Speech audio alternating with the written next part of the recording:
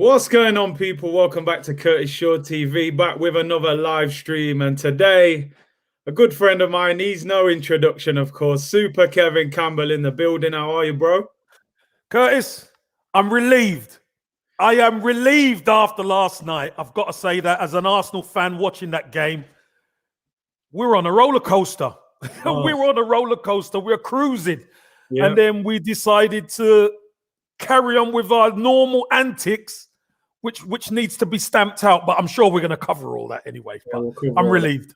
Do you know what? It's nice to come on, innit? And, talk about a game where we've won, something to smile about, games to look forward to. It's a relief, like you said, instead of the doom and gloom of earlier on in the season.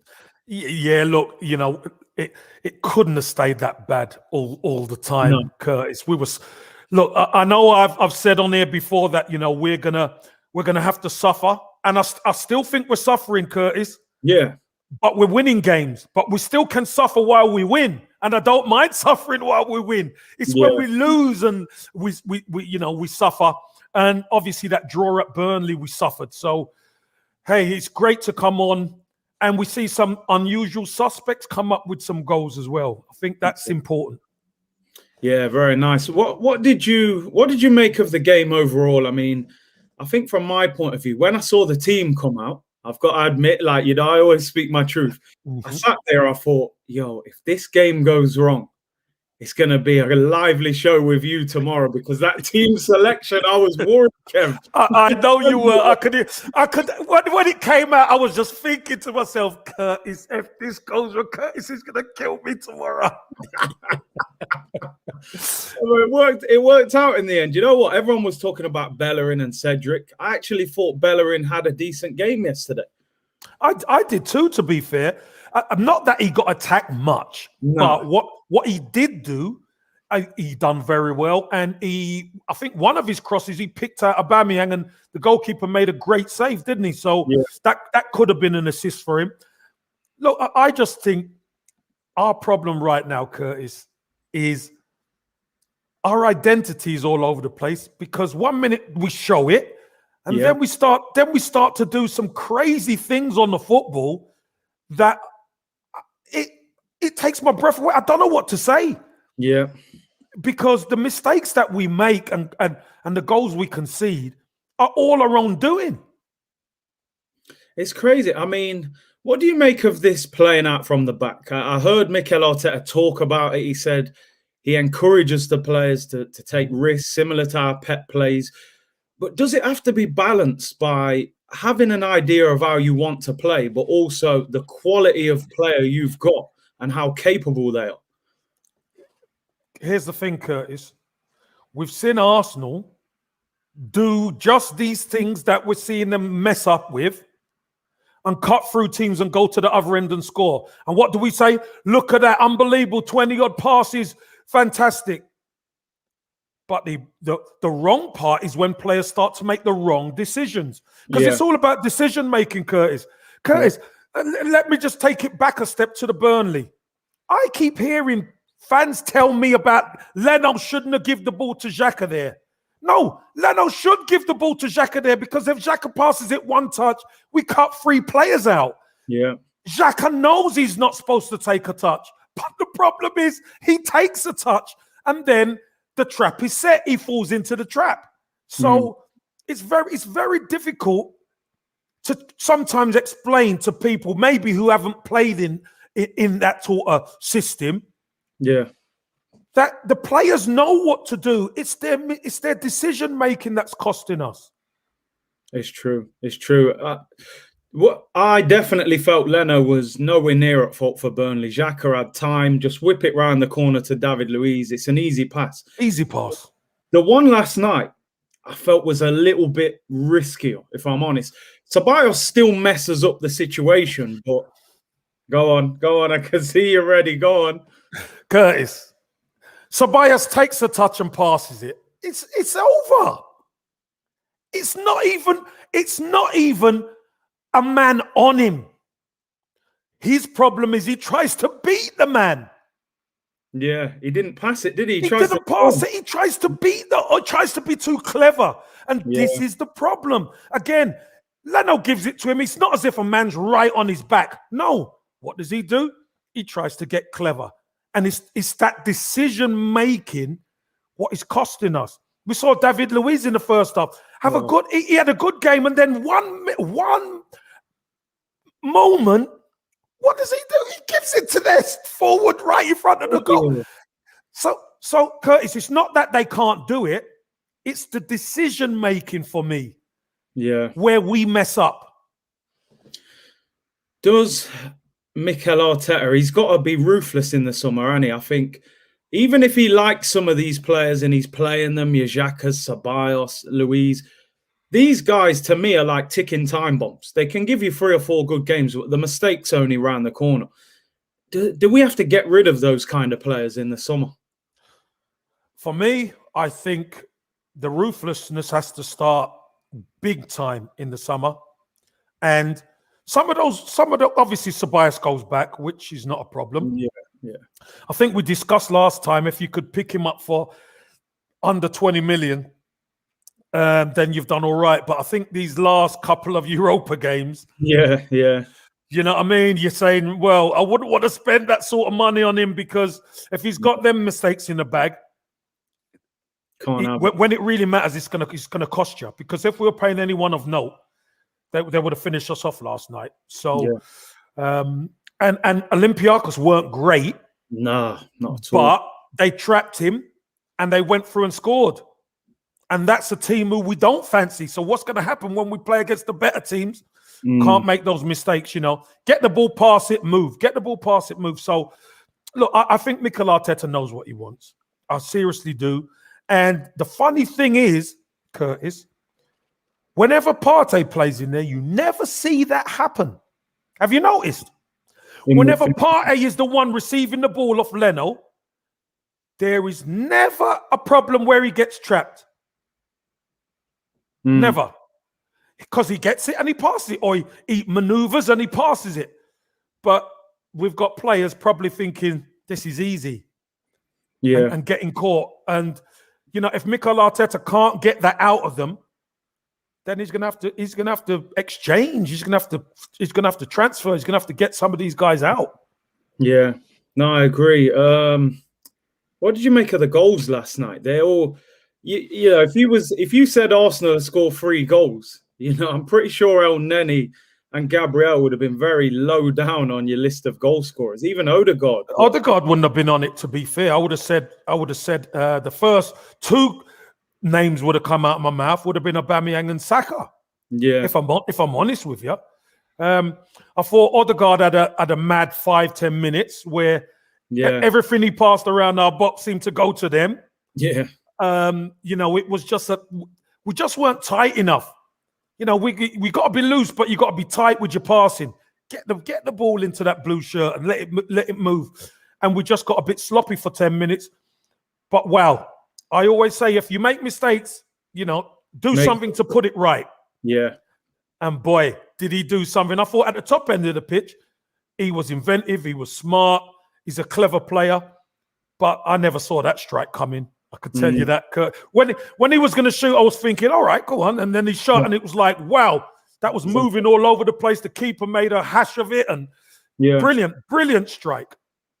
I just want to respond to this quick. The video with Darren Farley's out at 9 p.m. tonight. I delayed it because there was a few things I had to edit. Yeah. In terms of Odegaard, obviously you work on La Liga. You've seen a lot of him. I remember you spoke about him before Arsenal actually signed him. Yeah. In your head at the moment, is he somebody that you look at and you think Arsenal should be trying to get him on a permanent? And also, what kind of numbers do you think Madrid would ask for him? Well, this is a Madrid can't lose type of deal, isn't it? The better he does, Curtis, Madrid are rubbing their hands because, that old one where we don't want to sell him. We don't want to sell him. And then Arsenal want him. So, okay, what are you going to say to turn my head type of thing? So, they're in a strong position. But I look at Odegaard, I think he's the type of signing we need. Yeah. He's smart, he's clever, he's an international. He's got no problem with the language. He's got no problem settling in by the looks of things. He looks to be, quite popular with the players, especially after he scored. I just think I'd like to see Aubameyang come alive when he's got the ball a lot more. Because as a striker, Curtis, you know this. It's no point getting busy when Xhaka's got the ball because you ain't getting it. You know what I mean? It's no point you making run and doing it. But I think Aubameyang needs to realize Odegaard's the type of guy who can find him. Yeah. He comes alive when Saka's on it now, if you've noticed. But I think he needs to get that in his game now that when Odegaard's on it and trust in Odegaard to find him. But I think he's the type of player we definitely need to look at. Numbers-wise, Curtis, I mean, he's now been made captain of his country. Yeah, I saw that. Age, what is he, 22, 23? I mean, that's massive.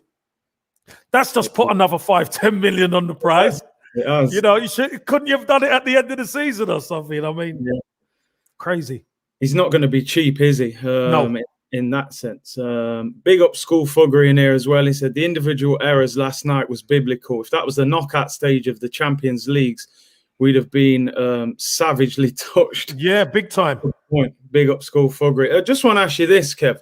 Yo said, should permanent signings be made before the Euros? Do you think the club have to get their business done quickly, or do you wait and see gems come out the woodwork in the Championship? Well, here's the issue. You could sign players, obviously, who are running out of contract. Yeah. But you can't. I don't think you could. You can't officially sign them till 1st of July. Yeah. Okay. I think Arsenal. I get the impression that Edu and Arteta have already got their business sorted. I don't know whether they're signed, but they know who they're going for, and I'm sure talks have already happened. Yeah. Because we do need certain positions to be upgraded. We do. And they're not doing their job if they're not thinking about upgrading certain positions. Yeah. So I think they will do the business pretty quickly. Yeah, that's the thing. I think we definitely have to. And do you know what? I think Edu and Arteta have got a big job on their hands in the summer. I mean, I was looking at, we've got 5 players on loan who, you look Guendouzi, Saliba, Torreira, Ainsley and Joe Willock, Kolasinac as well, actually. So that's 6. And then there's at least 4 or 5 players at the club now that I would say we need to get rid of. Mm-hmm. And then you've got to replace them. So they're going to have a very busy and difficult summer on their hands, I think. Welcome to Arsenal. Welcome to the problem that was always there, Curtis. Because what do? We look at the team sheet and we think we should be doing a lot better than this. We're 10th in the league. But realistically, our players ain't good enough. Whether we like it or not, it's the truth. They're not good enough because season after season, they have proven they cannot sustain a big run to get us into that Champions League. 5 years Xhaka's been there. We haven't qualified for the Champions League once. That tells us something. You know what I mean? So you've got to look at, and yes, he has improved this season.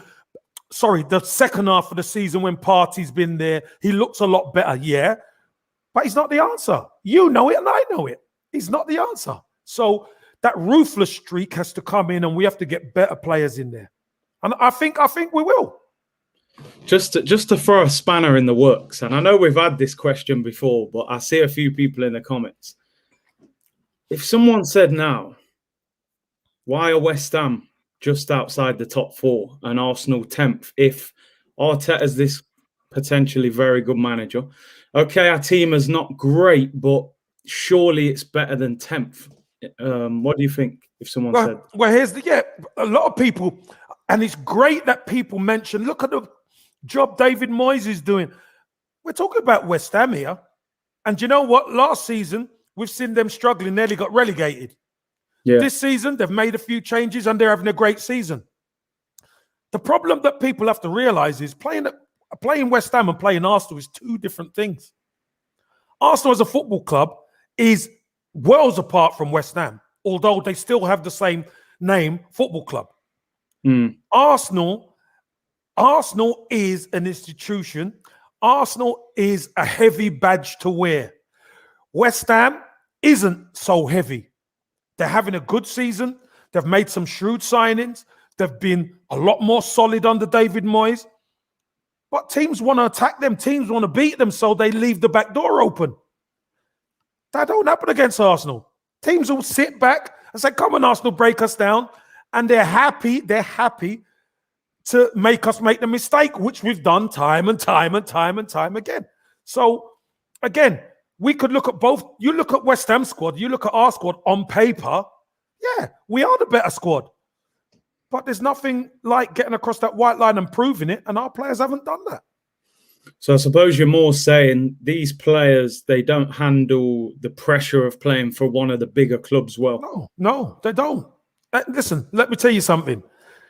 To play for Arsenal, people might look on from the outside looking in, oh yeah, I could play for Arsenal. But when you get on the inside, the history, the qualities of some of the squads that have been in that stadium, been wearing that shirt, been wearing that badge, there's a lot to live up to. And then you got the fan base. The fan base are very demanding because the fan base know what it's like to win. You know what it's like to have a winning team, Curtis. You know what it's like to have an invincible team. You know what it's like to win titles. You know what it's like to win FA Cups. You know what it's like to have sustained success.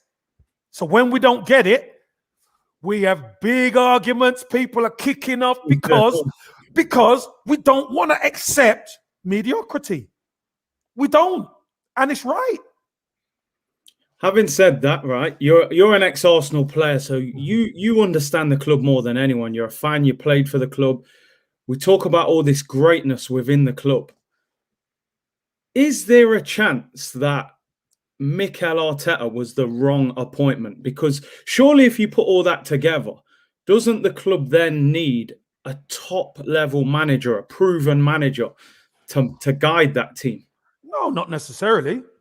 You tell me which top-class manager Arsenal have recruited. I'll wait. No, they haven't. No, I'm asking you. I'm asking you a question because all the fan base seem to think we need a top-class manager. I'm waiting for when did Arsenal ever recruit a top-class manager? Let me make a point back then, right? I'd like you to answer it first. No, we haven't. Thank you. George Graham came from, but the game has changed, Kev. I think we can all acknowledge that. The game ain't changed nothing. The game's about players, always has and always will be. If the players go out there and perform, the manager looks good. Manager could set the team up as good as he can. But if the players get on that pitch and don't perform, I'm telling you, it's the players that get the manager sacked. You only need to look down the road in West London. They've had some of the best managers in the world down there. Ancelotti was there. Ancelotti won and got the tic-tac. Do you know what I mean? The game hasn't changed. People tell me the game changed. It hasn't changed. Football's football. The ball's round. It's still on the pitch. There's 2 goals at either end. And you still have to play when you got the ball and you got to defend when you haven't got the ball. That is the game. You got to score goals and you got to defend. The game is the same. But people always tell me about these top-class managers will do this and that. No, Arsenal don't do that. But is that part of the problem, Kev? Because if you look at the 2 best teams in the country, maybe not this year, but over the last couple of years. No, but why not this year? Why not this year, Curtis? Why not this year? I'll blame injuries for Klopp this year. No, you can't. Man City have had injuries. Everybody has injuries. But you know my point. All right, Liverpool in the last 2 years have won the Premier League and Champions League. Yeah. Man City have won, I think, the most trophies since Pep was appointed.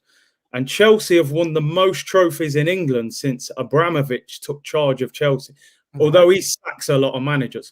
But in general, those 3 clubs, Pep's had great success, Klopp's had success, and Abramovich, more often than not, has appointed a top-level manager. So yeah, because their system in the club is different. What Abramovich will do, if he doesn't like what he's seeing, he will sack the manager and go and get the best name he can, bring them in and give them 250 million quid and say, here you go. I back you. Yeah. Arsenal ain't doing that. Manchester City back Pep. If you remember the first season, Pep struggled. Yeah. Finished and then what did he do? He realized, I need fullbacks. I need quality fullbacks. He goes and spends 100 and odd million on fullbacks. Think about it, Curtis. Fullbacks are so important now because a lot of it is possession-based football. And if your fullbacks ain't great, you're going to struggle. And we have struggled. And that's for Klopp. Klopp's first season, they finished 8th.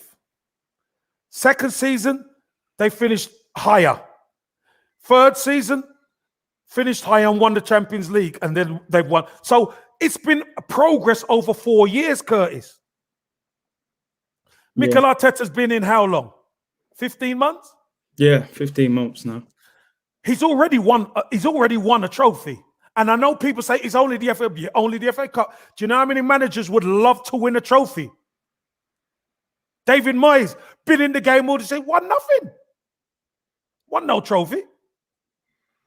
So, yeah, he is a novice, and yes, he is learning on the job. And Arsenal, getting him in is the changing of the guard, is the changing of the mindset. Because Arsenal have been in neutral for 16 years, as far as I'm concerned. Yeah, no, oh, mate, definitely we have. I don't know. For me, I took it as, and the way I've still got it, I think they took the cheap option. I don't think they really sat there and thought, Mikel's going to take this team to the top. I think they thought, he's a lot cheaper than Ancelotti. Ancelotti's going to cost Everton 13 million. Allegri wants big transfer fee. I just think maybe he can have success, but I think they took the cheaper option. Okay, let me ask you this then. Go on. Do you think the football club don't think that Mikel Arteta can win? Win what, though, is the question. No, not win. I don't think they believe he can win the title. Maybe he can win. Well, they wouldn't have appointed him. Remember what Kroenke said? I didn't buy this club to win. Don't worry about what Kroenke says. Worry about who they appoint. This is the thing. Don't look at what people say. Look at what they do. Do you know what people have moaned about? You know, I hope he gets back. We've spent in the last 4 years or something 500 million quid. And it took Mikel Arteta in the first summer, a centre-back and a centre midfielder. That's with all the experience you could have in the past. No. So, for me, I think this club had to go in a different direction because the direction it was going in, it wasn't getting across the line. Nothing was changing in the dressing room, Curtis. Nothing was changing on the pitch to get us in that Champions League. And we would never be equipped for the Champions League if we don't change our mindset. So they needed young blood, a young manager to come in and shake it up, whether people like it or not. And some say, you know, they took the cheap option. Yeah, maybe they did. But they took the cheap option, not saying that he couldn't win or he's not going to win. They took the cheaper option because funding an older head and it not working out will cost them a lot more. No, listen. I always love to listen to your opinions. It's just, you know, I know you're an ex-Everton player. No, but you don't. Here's the thing as well. Sorry, Curtis. Let me just say this. You don't have to agree with anything I say because you're your own man. Yeah. And everybody in chat is their own people. But when you're on the inside of these football clubs, yeah, it's a lot different than because you're on the outside looking in. You might support the club, but you don't understand the inner workings. I get it. And I know you know bits what's going off in there, which I get. Just to add a bit more balance, because I love this back and forth debate, right? Unai Emery, I'm not saying for 1 second he was the right manager, but he's shown that he's a competent manager. Mm-hmm. He said when he left the football club, he wanted Maguire, Partey, and Zaha. Now, I'm not saying we would have got all three of those, but clearly he wanted a dominant centre-back, a dominant centre-mid who we ended up buying a year later, and he wanted Zaha. And I think he said they got David Luiz, Ceballos, and Pepe. It must be difficult as a player, or as a manager, sorry, when, you know, Emery came in first season, wasn't back greatly that summer. He gets fifth and Europa League, which in the end was a disappointment, but, you know, he was close to achieving things. And then you get players that you don't actually want. And then now Mikel Arteta seems to be getting the backing and getting the players he wants. So why do you think they didn't give him the players he wants, but they're going to give Arteta the players he wants? Simple, Curtis. How much would all three of them cost? Well, yeah, all three would be mega money. I mean, Zaha, I think they wanted 70 million, 60, 70 million. 70, 80 million for Zaha. Yeah. But we paid 70 for Pepe. We paid 70 for Pepe. No, and I'm not saying, all I'm saying is, these are the three names he said he wanted. Yeah. Partey at the time would have probably cost you 60 million at that time. Yeah. Maguire went for what, 80 million? 80. Yeah. It's not going to happen. It's not going to happen. We end up getting one for free, and getting one player in Pepe, which the price was inflated. Yeah. Let's be real. The price was heavily inflated. But again, the problem with Unai Emery was he was nowhere near the job to start with. Yeah. So he took the job knowing these are the rules. You ain't necessarily going to get who you want. And he accepted that. Yeah. Because any manager worth his salt says, listen, these are my three names. I want at least two. Or at least give me one. He never even got one he wanted. That don't make sense, Curtis.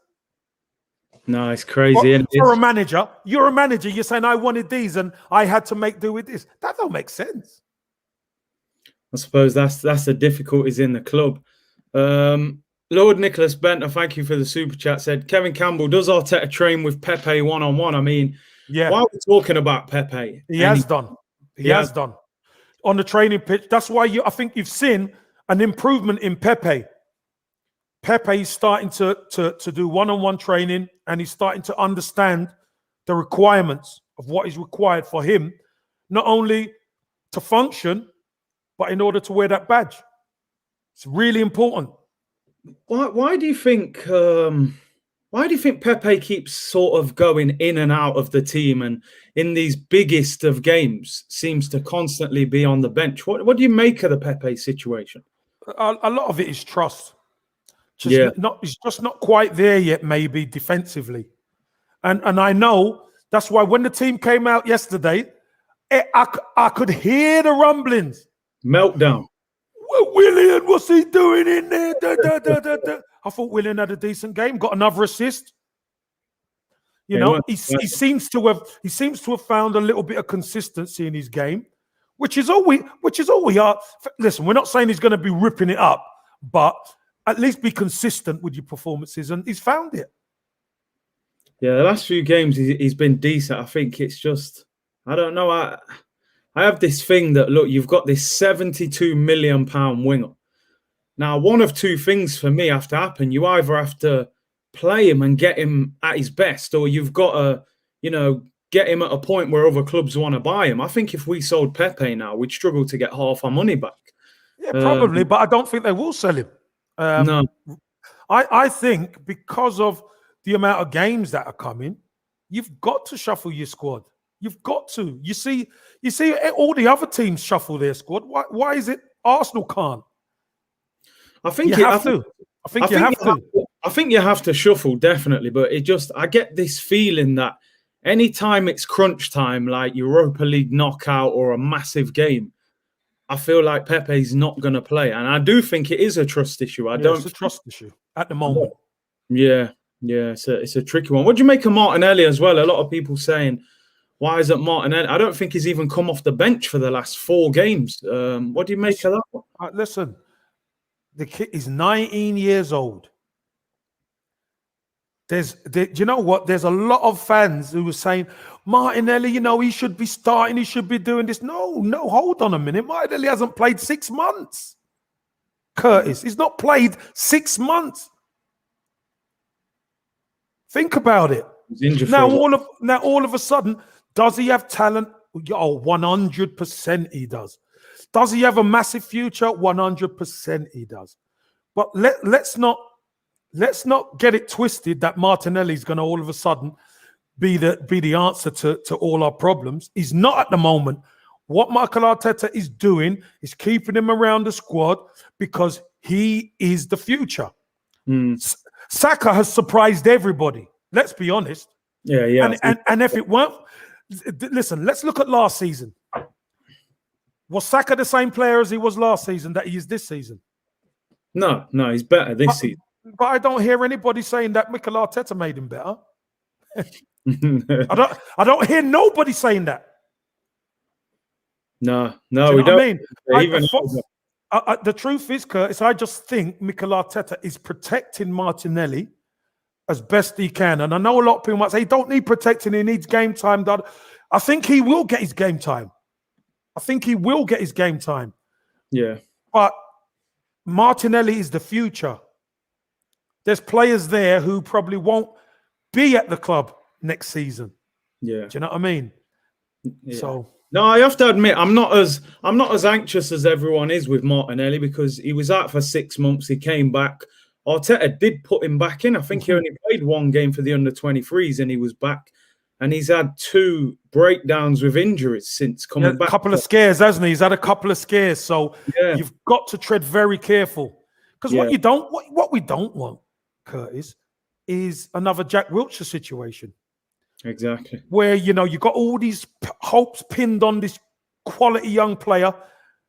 And next minute he's playing and breaking down and injuries here. And it just demoralizes us. So I'd rather him wrap him in a bit of cotton wool for now and unleash him when we need him. I'd love to see him get unleashed against Spurs. Oh, man, I can't wait for that game, man. I'm quickly going to run through the player ratings from last night because I haven't done it yet. So I'll just quickly go through that. Leno in goal. What did you make? Are you putting any blame? No. Listen, I thought whatever he done okay. He didn't really have much to do. Got exposed for the goal because Ceballos was trying to be clever. I give him a 6. Do you think he could have done better with the actual goal? Because when he dived, it kind of went under his hand. No. He's exposed. He's in no man's land. He is. And I see when they showed you the replay, Gabriel was directly in front of him as well. Yeah, it's in no man's land. Let me ask you a question, just quickly, right? Did we keep the right goalkeeper in the summer, in your opinion? We've asked this already. Yes, we did. We kept the goalkeeper who was brought in to be number 1. Yeah. Do you think he's the better one of the 2? I think he is, yeah. Yeah, fair enough. Let's go to. I'll give Leno I'm giving Leno a 5. I think Ceballos should do better, but I think he had 2 easier options he could have passed to.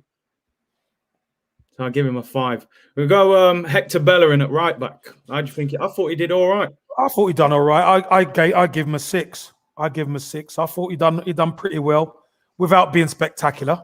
So I'll give him a 6. Yeah. Let me just read this quick. Real Giannis, thank you for the super chat, bro. Said Curtis, hope Kevin Campbell doesn't get annoyed with me, but I don't have high hopes for us when we have starters like Xhaka, Louise, Willian, Holden, and Bellerin. This is why we can't get to the summer quick enough, Real Giannis. Yeah. This is why we really need to get to the summer and start adding certain pieces to this team. It's really important. I'm actually going to give Bellerin a 7 because he made a great block in that second half from El Arabi, I think it was. Yeah. No, he was, but like you said, he wasn't tested that much defensively. Tierney at left back. I give Tierney a 7. He gave us a bit more energy down that side. Yeah. Always gives his lot. And I thought he done okay without being spectacular. Yeah. Because we've seen him have better games, but they knew they knew where our strengths were, and there were Aubameyang. They double team Aubameyang at times, made sure he couldn't get going, and they made sure whenever Tierney picked the ball up, there was 2 players to try and meet him on that left-hand side. So I'm going to give him a 7 anyway because he did occupy them. Yeah, and he's been robbed of 2 assists in the last 2 games. Pepe at Burnley and Odegaard after 2 minutes last night. Yeah. Gabriel last night. He was awesome. He was awesome, I thought. I'll give him a 9 actually, because dominant in both boxes. I like his aggression, although sometimes he does give away a couple of free kicks. But if you're going to be aggressive, that's going to happen. And what a great goal as well. Oh, well, it wasn't an easy header. You know that, Curtis. It was coming back and heading it back across. Yeah, it was a superb header. So I'm going to give Gabriel 9. He was excellent last night. I totally agree. As I've said, he was a hero. I mean, he had a yellow card. I was a bit worried at half time he might get a second one, but that goal was fantastic. Wiped out Jan and Villa. David Luiz.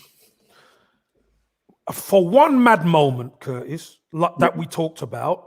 Yeah. You take that away, and David Luiz has a decent game.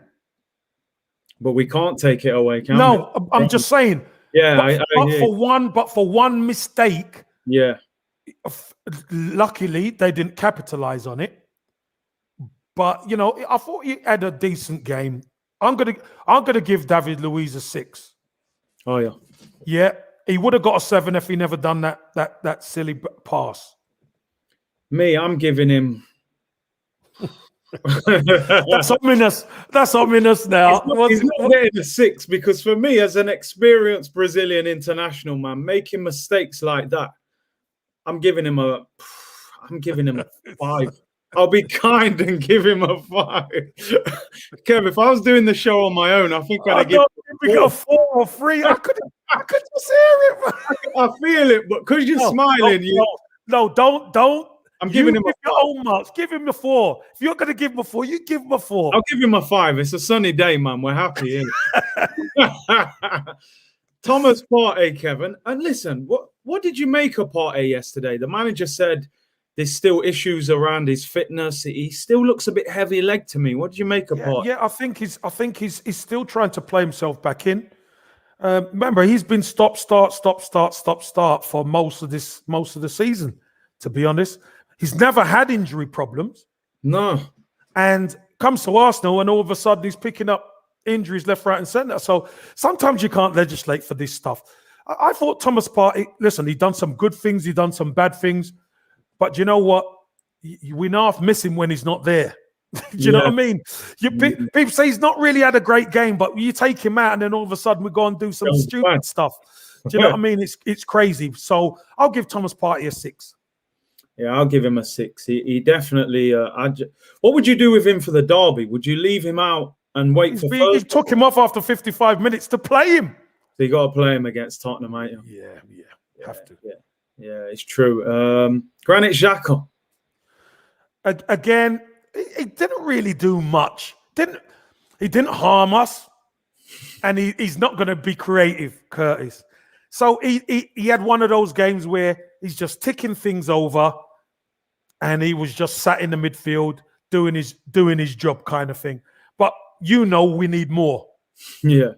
So I'll give him a 6 as well. I'll just give Granit Xhaka a 6. He's one of these players that some games you just don't notice him. You're like, well, we didn't make a mistake, so he gets a 6 for not making a mistake. All right, well, yeah, we'll give him a 6 for not giving a goal away. So there you go, Granit. We're being nice to you. Odegaard. I thought after that, we know he had a crazy 5-10 minutes where anything around our box and he was trying to lay things off. It was going to them and nearly set them up a couple of times. But I thought at the other end of the pitch where it really matters, I thought he was really good. I thought the way he linked up with Saka a lot of the time and the way he was spreading play out to Willian and out to Aubameyang was very good. Putting the back 4 on their back foot. So I'm going to give Odegaard an 8 for that goal. I would have given him a 7, but for that goal, I'll give him an 8. See what I'm caught between.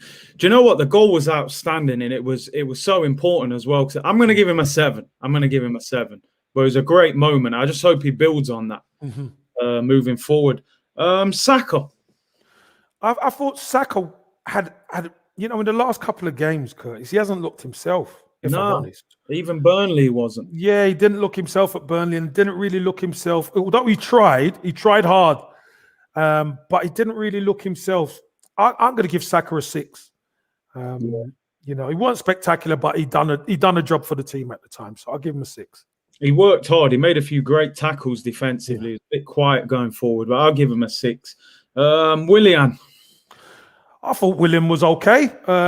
Didn't really put a foot wrong. Had another assist.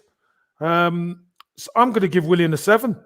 Oh, yeah. When it really mattered, produces a deep cross for Gabriel to go and attack and score the second goal, which is what we needed when we needed it. Because for 5-10 minutes after they scored, they had us a bit, Curtis. They did. They had us a bit, and we were creaking.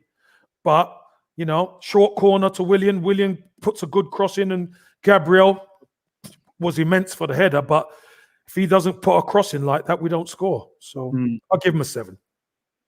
I'll give him a 6. But listen, I rate the assist, but I thought he was quiet. But he was tidy, but I'd like to see Pepe on the left next game, I've got to be honest. Aubameyang up top. Listen, they knew, Socrates knew this is the insider news. If we keep Aubameyang quiet, we stand a great chance of beating Arsenal. And everywhere Aubameyang went, he had one header from a Bellerin cross, which was well saved. There was a couple of blocks, etc. But realistically, they kept Oba pretty quiet. So I give Oba a 6. He tried hard, but they were making sure he wasn't going to beat them. Yeah, I'd give him a 6. I thought he was quiet, but he did work hard, as you said. On the bench, I mean, Pepe, Smith Rowe, Lacazette came on late, so we can't really mark them much. But give him a 5 for turning up, mate. Give him a 5 for getting on the plane. Turning up, yeah. But we're going to talk about 2 subs. For Danny Ceballos, who's pretty much played himself out of a move to Arsenal in the last 2 games. 2 weeks ago, I was bigging this guy up saying, I might take him for 15 mil. Now I'd have left him in Greece, I think. Jeez. I mean, again, this is our problem. Players who Partey goes off, and you think Partey's been quiet today. Yeah. Next minute, a mistake happens. It's 1-0. It's 1-0. But you don't. Sometimes we take these things for granted when, Partey did give the ball away at times, but he's giving the ball away trying to be more progressive. Yeah. To take a chance. He don't give the ball away round our own box. Yeah. Do you know what I mean? So to cause us harm. Look, I'll give Danny Ceballos a 4. I'll be honest with you. And I'll tell you why I give him a 4. If he never learned his lesson after Benfica, right? He deserves it. He's pulling Leno into the argument now because people are starting to say, why did Leno give him the ball there? When really, he dealt with it. He controlled the ball perfectly, but he tried to be too smart. Yeah. And he got caught, got trapped. Yeah, I thought it was shocking. The kind of like arrogance to have the ball there and just turn with no awareness of what's around you. I thought it was poor. I think, 4, 3, anything. He's played himself out of a move to Arsenal for me. But listen, let's finish off with the Egyptian king. I'm not talking about Mohamed Salah. No, there's one Egyptian king yesterday. I'm talking about Mohamed El Messi is what we're calling him at the moment. Man. Big Mo El Neni, man. Jeez. Listen, Big Mo. Listen, I want to hear all the people in chat tell the truth. Leave your messages when El Neni was coming on, what you were all saying. Tell the truth. Kev, I walked off. I said, nah, the stuff I was saying about Arteta at that time, I won't say, but I was done, mate. I was done. Oh, it's amazing, though, isn't it, Curtis? It's amazing. All the people think they know football. And look, he comes on and does the business. That's football, man. That's football. But he only scores worldies. He does. He only scores worldies. What a moment for him, man. He looked like he couldn't believe it when he scored it. Listen, I think he was overwhelmed because to come on at 2-1, we would have taken a 2-1, Curtis, wouldn't we? We'd have said, yeah, we'd take a 2-1. But to go 3-1 and to score like that, I think that's a nail in the coffin for them. Yeah. Big time. Yeah. 3 away goals. What are we giving him? Yeah, South London's finest, I could imagine. Come you on, that's man. a real bad one. What You're a bad one, man. I was like, we need a goal. He's bringing on El Nene. I couldn't believe it when he scored, man. My stream, I knocked the computer off and everything. He locked it off. He locked the stream off. That was some shot, man. Brilliant. Brilliant moment for him. I'm giving him an 8, man, because I just thought it was brilliant to come on. When he's hitting it, I'm thinking, oh, why are you shooting for? And it goes in. Brilliant, man. Great moment for him. But yeah, Mohamed El Neni. Listen, let's look ahead. London Derby. No, hold on. What's your mark for Arteta?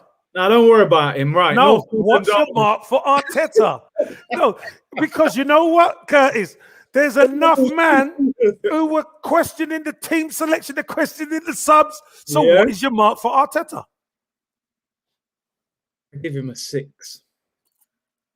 Look, you got to put the cup down quick, innit? What are you 6. giving? All right, 6. What are you giving him? 6. Listen, he's got to get an 8 for that, mate. 3-1. The team are trying to self-implode. Kev? And he makes the changes, and the changes make a difference. Even with Ceballos coming on, making a difference for them. It was crazy. But Kev, I'll give him an 8, mate.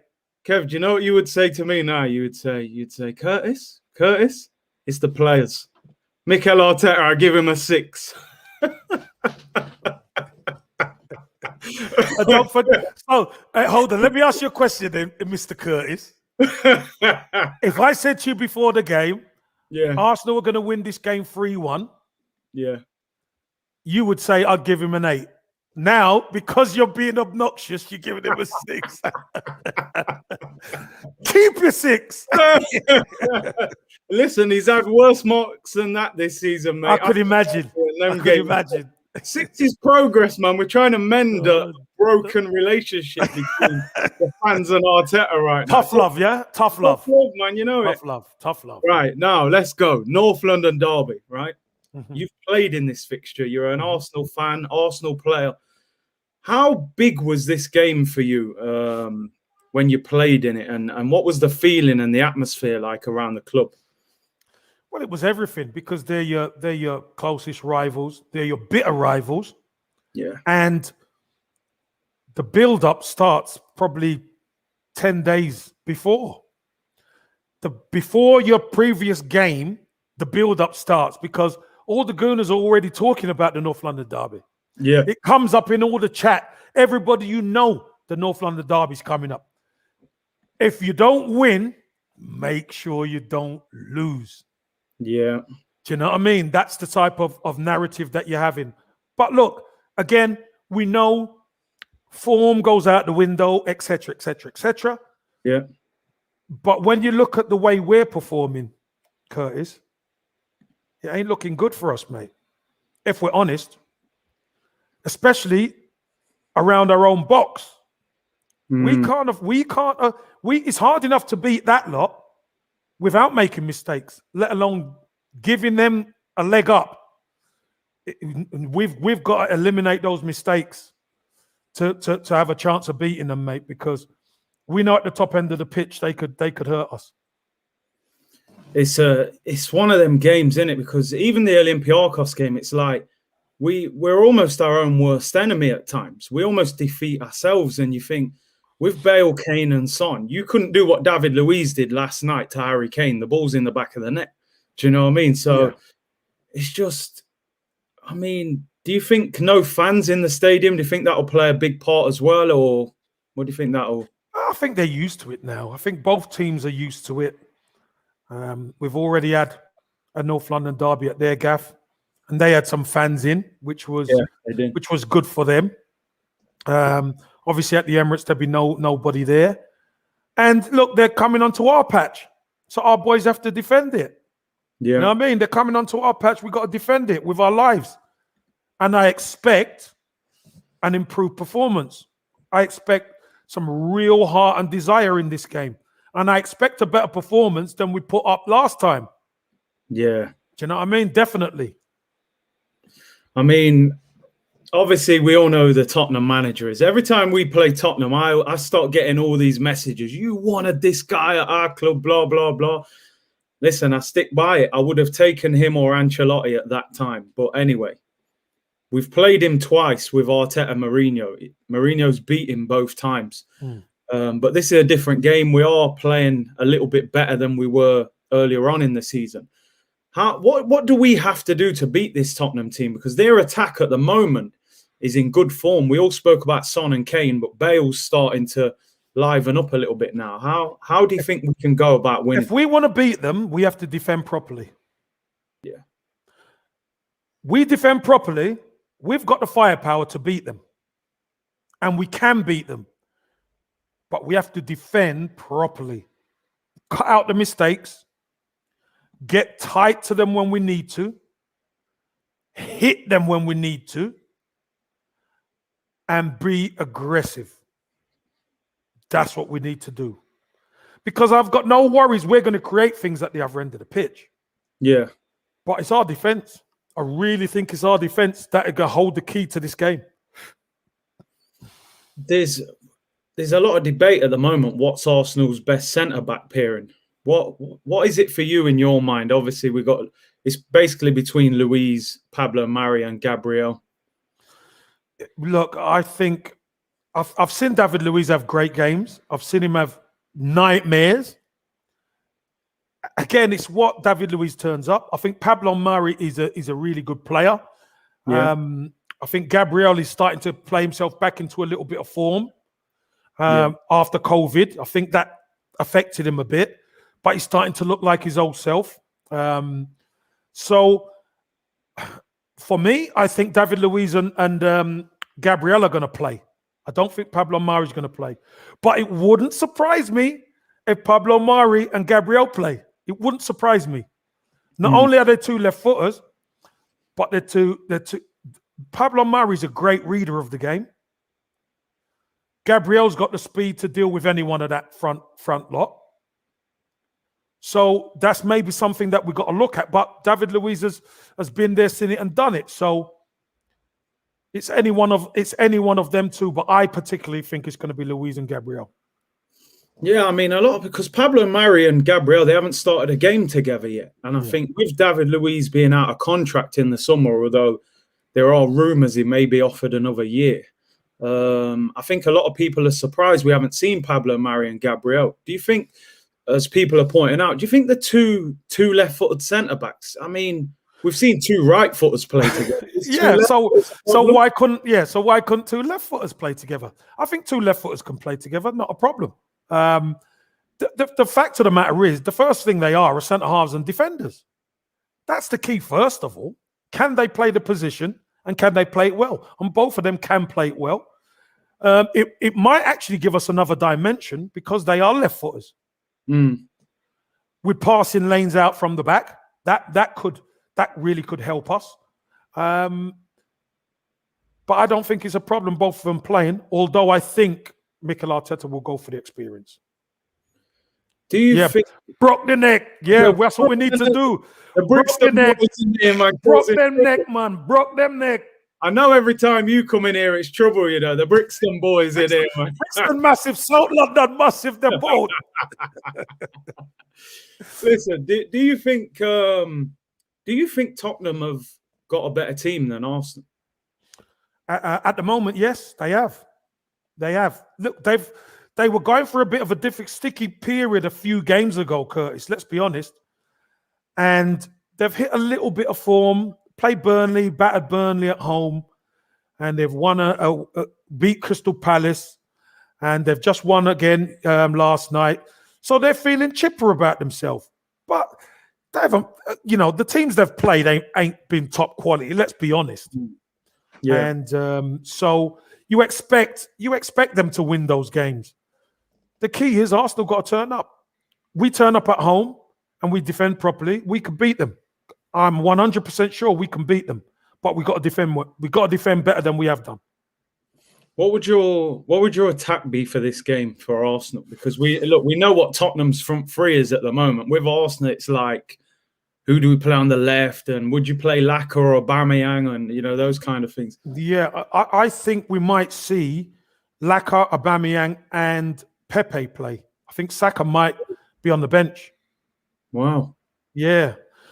Again, like I said, the last couple of games, I think he hasn't looked himself. But listen, if Saka plays great, I want him to have a fantastic game. But I just think, he's looked a little bit leggy, and the manager's got to protect him.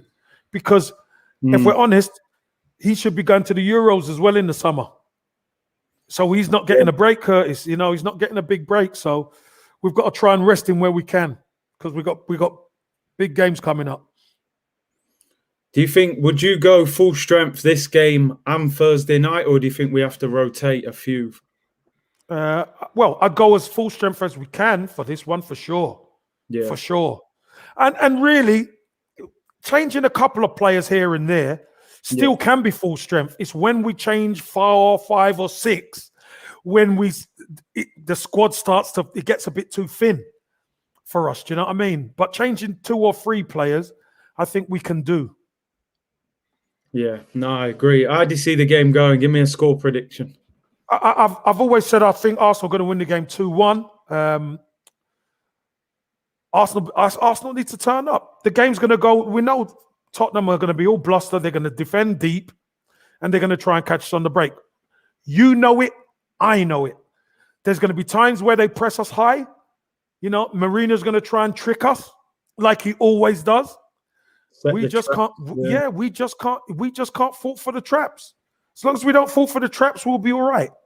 I just wanted, before I let you get out of it, one thing that Mikel Arteta said in an interview this week. He said this team is going to explode post-pandemic, i.e., next season. And he said that the pandemic and all these things have held this team back. Do you see this team exploding? Do you look at this team and think when they address 1 or 2 issues, they can really achieve something major?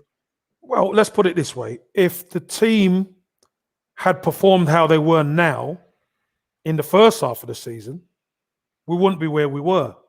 And that isn't even exploding, Curtis. That's just playing with a little bit more consistency. Moving forward, I think we do need upgrade on players. Yeah. And once you get an upgrade on players, some of the players who are so-called aren't performing as well as they should do now, I think they will get better because they'll have better players around them. Yeah. So I could see it taking off. I expect it to take off next season because on Mikel Arteta's head, be it next season.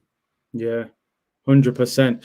Kev, I got 5 quick fire questions for you. Just 1-word answers before you get out of here, right? Alexis Sanchez or Robert Pires? All right. Sanchez.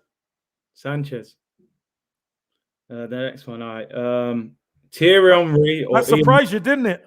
It did surprise me, because I thought you was going to go Pires, but yeah. Righty or Henry? Henry. Yeah. Sorry, Righty. Sol Campbell or Tony Adams? Tony Adams. Gilberto or Emmanuel Petit? Gilberto. Okay, interesting. No, it's because I was having this little debate with Robbie, and I said I'm going to ask you these questions because I picked Sanchez ahead of Pires, and he was like, could you pick him up? But I do agree. I think Sanchez was unbelievable on the left. Yeah. I mean, listen, this is you can't lose in that one. Yeah. But look who Pires was playing with. Sanchez wasn't playing with it. If Sanchez was playing with that team, could you imagine? It would have been mad. It would have been murders. But Pires done it with them boys. Great team, invincibles, unbelievable. But I thought Sanchez carried the club on his back most of the time when he was at Arsenal. He did. Before we get out of it, obviously Wayne Rooney's in management now, former teammate of yours. Will we ever see Kevin Campbell in management or some sort of director of football role or anything like that? No. No, you won't. Listen, I enjoy being a football dad. I enjoy coming on the pod. Listen, because if I start doing that, I can't come on and be an Arsenal fan. Yeah, you know that, don't you? I can't. Doing that, then. I can't talk like this. I can't have my South London crew coming on. I can't do none of that. And I love it too much. So unless something drastic happens, listen, Curtis, I'm going to be here and about with you, man. No, it's a pleasure to have you as always, Kev. Appreciate you coming on, bro. Nice one. And let's hope we can win this North London derby and then go on and beat Olympiacos next week. I think we need to. I think we need to beat them for a bit of beef as well. Yeah, I think we need to. Yeah, hopefully we can win that Europa League, man, and rescue the season. And then I'll eat the humble pie, as I said. There's one bacon right here for you. There's one bacon. No, listen, big up everyone in the comments. Over 1,000 of you in here. Smash a like on the video. Subscribe to the channel. Go and subscribe to Kev's channel, Kevin Campbell. And I'll be back. The Darren Farley video will be out at 9. And I've got an Arsenal-Tottenham preview tomorrow at 2 p.m. Big up for coming on, Kev. Appreciate it, bro. No problem, Curtis. You take care. See you later, everyone.